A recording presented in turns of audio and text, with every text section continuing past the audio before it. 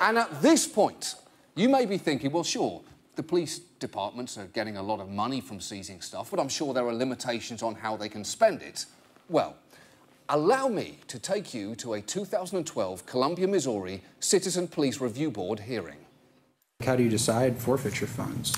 You know, it's usually based on a need. Well, I'll take that back. Discretion, though, I'd imagine you sign off on. Yeah, there's some limitations on it. You know, it's actually there's not really on the forfeiture stuff.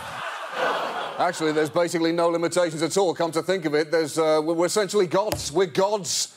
We're like the anti-Spider-Man. Great power, no responsibility. I can't believe this hasn't come up before. And look, his honesty was not over. We just usually base it on something that would be nice to have, that we can't get in the budget, for instance.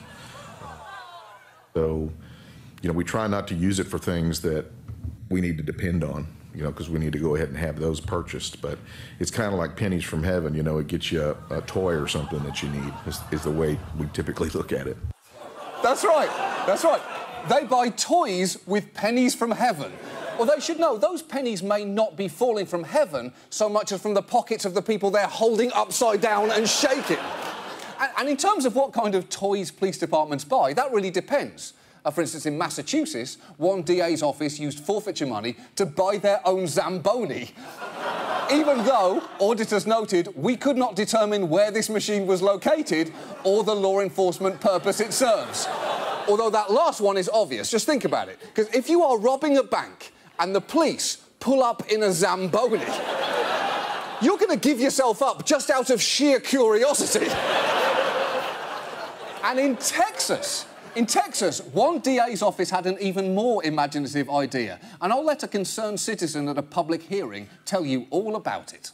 With or without a law degree, everyone here knows that purchases of kegs of beer, margarita machines, and bottles of Crown Royal for office parties, as was done in Montgomery County, don't qualify as expenses for official purposes. That's true. In Texas, they bought a margarita machine. They were literally using this money as their own personal slush fund. They were literally... It's perfect. The analogy is perfect. And look, if the police need money for equipment, we should clearly be giving it to them. And if they need money for margarita machines, they should be f***ing paying for that themselves. But these civil forfeiture laws have warped law enforcement priorities and perception.